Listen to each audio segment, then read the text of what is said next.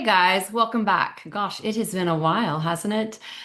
Things around here have been wonderfully full and busy, but I just wanted to jump in for a hot minute today because a lot of people have been asking me about the way shadow work looks for me and why it is that I'm doing shadow work on a personal level as well as helping guide people through their own shadow work.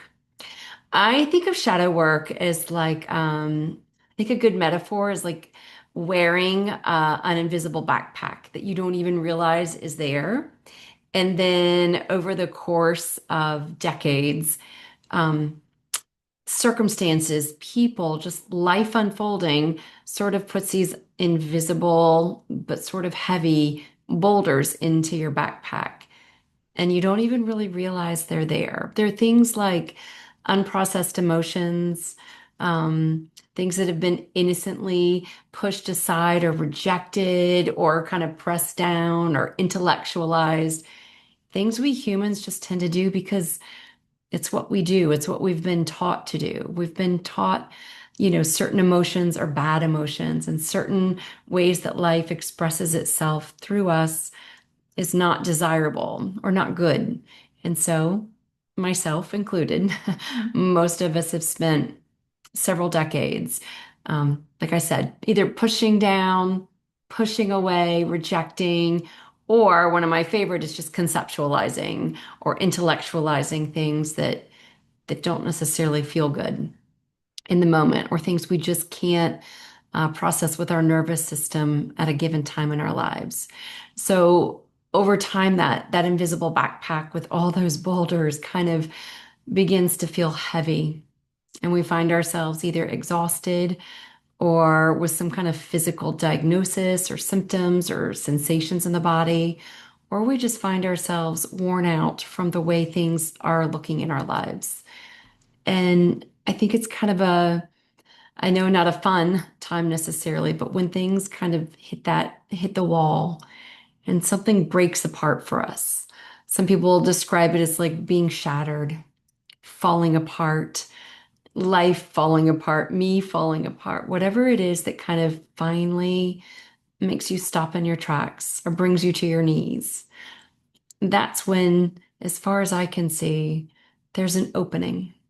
You are ready. And the path of awakening has just sort of opened itself to you, even if you don't realize that's what's happening yet. So I think I've talked a lot about in the past that sort of first taste of awakening I had back in 2019.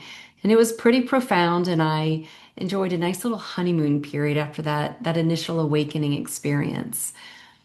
And one of the things that has happened in recent months is this just desire now that that awakening process is kind of stabilized, thanks to people like Angelo DeLullo or Maggie, I can't even pronounce her last name. These are my two kind of helpers along the path. Here's Angelo in his book Awake, which was instrumental in helping lead me to shadow work. And then Awakening to Be Human by Maggie, whatever her last name is, has also been really instrumental in helping kind of take me from that honeymoon um, period of awakening into really wanting to bring the unconscious to light, to take that invisible backpack full of boulders and rocks off my back, dump the rocks onto the table and say, let's see what you're made of. Let's see what you have to tell me. Let's see what you want to say. Now, shadow work is not like traditional therapy. It's not digging around in my childhood. It's not digging around in anything. Shadow work isn't like that. For me, again, with a lot of guidance from different teachers, shadow work really looks like being still, being fully present to what raw experience is arising, especially if it's a raw experience that has like a charge, like a ouch or a crunch, and staying for a moment, really fully present not even for a moment. I find that I tend to spend much longer than a moment with these things now. And going to the lump in my throat, or the pressure in my chest, or the pit in my stomach, going right to the energy my mind calls rage, grief, sadness, fear, hopelessness, insecurity, and actually spending time with those sensations, spending time with the raw emotions, not the stories. The stories are great though. The stories, I think, are amazing the way that they allow emotions and sensations to come out of the darkness into the light. So I think the stories do a really good job. But in shadow work, the story does their job sometimes, or sometimes it's just raw emotions and raw sensations. But if a story does come in, like, I feel this way because of that person, or I feel terrified because of that event, whatever it is. In shadow work, we say thank you stories, thank you thought, thank you mind, and we let those kind of go to the side for a moment or many moments. And we get as close as we can. We open ourselves. I open myself as much as I can open that container and say, come on up to the light, to be fully felt, to be fully processed as the raw, direct experience it is, not the stories. Again, stories are wonderfully helpful to elicit the emotions, to sort of bring everything whooshing up to the light. But once the sensations and the emotions are there, that's where the gold is. That is the shadow material coming up. I love shadow work because I think it helps, especially when I work with people who are processing their own shadow material. Because I think our culture um, has sort of misidentified shadow material and called it, like a mental illness or a clinical diagnosis. And what shadow work allows us to do is see everything in a new light. Like, no, that's shadow material. Like, how wonderful that is coming up. How amazing that a wave of what we call rage is like whooshing like hot lava up to the surface. And instead of our habitual running or suppressing or rejecting or resisting, we can actually know deep down that's good stuff. That's good stuff.